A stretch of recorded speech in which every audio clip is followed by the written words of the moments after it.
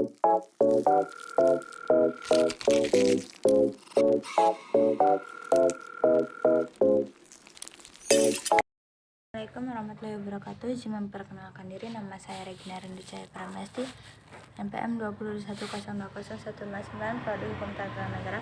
Sini saya akan membacakan materi pertemuan ke-12 tentang bangunan hukum Islam di Indonesia. Yang pertama, define law dan man-made law sebagai teori hukum.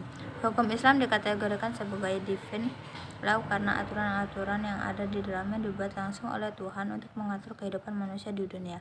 Bila kita perhatikan pengertian di atas, betul-betul menempatkan hukum Islam sebagai entitas yang murni bersifat top down dan melepaskan aspek-aspek historis sosiologisnya.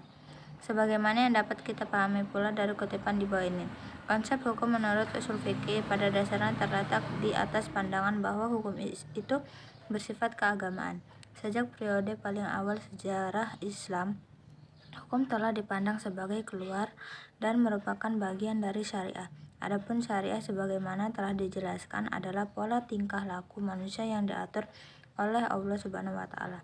Konsep hukum seperti itu sejalan dengan pandangan bahwa hukum itu harus bersumber langsung atau tidak langsung dari wahyu Tuhan, yaitu Al-Quran, dan penjelasannya dari Nabi Muhammad yang disebut sunnah.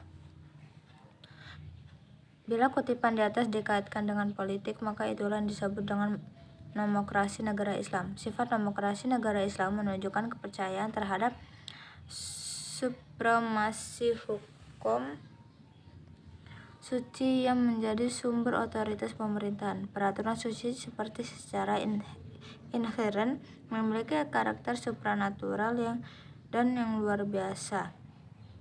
Ikatan-ikatan penyatuan antara agama dan negara dan supremasi hukum suci berasal dari kehendak Tuhan secara bersama-sama menegaskan kembali kewajiban setiap hamba untuk taat kepadanya.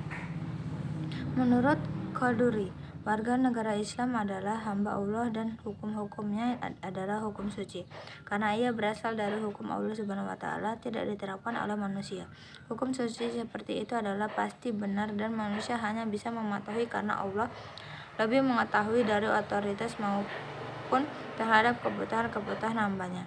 Dalam menaati hukum, manusia menyadari akan tujuan-tujuan agamanya.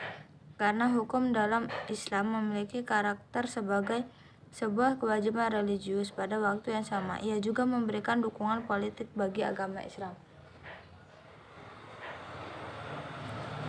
Pada kenyataannya, hukum Islam merupakan perintah Tuhan dan karenanya bersifat mengikat sebagai sebuah cita-cita agama yang berbeda dengan hukum buatan manusia, man-made law,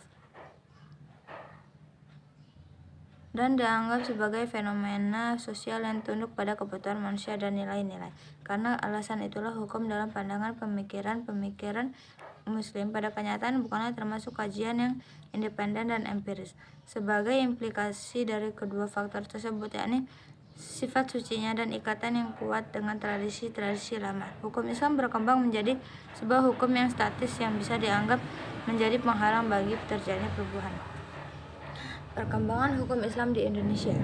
Pada bagian ini kita akan mendiskusikan relevansi epistemologi hukum Islam Indonesia dengan pembangunan hukum Islam Indonesia dengan pembangunan nasional.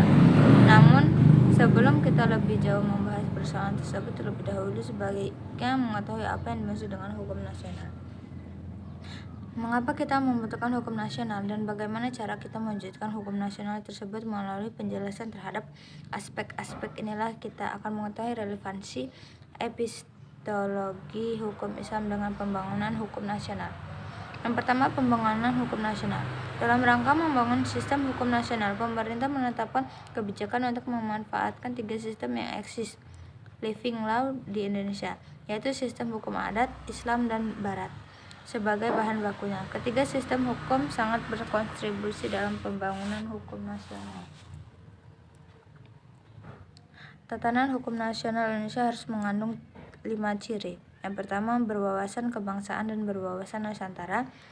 Yang kedua, mampu mengakomodasi kesadaran hukum kelompok, etnis, kedaerahan, dan keyakinan agama. Yang ketiga, sejauh mungkin berbentuk tertulis dan terunifikasi. Yang keempat, bersifat rasional yang mencakup rasionalitas efisiensi, rasionalitas kewajaran, rasional, kaidah, dan nilai. Yang kelima, responsif terhadap perkembangan aspirasi dan ekspektasi masyarakat. Selanjutnya, materi yang terakhir, perkembangan hukum Islam Indonesia, sarana dan prasarana.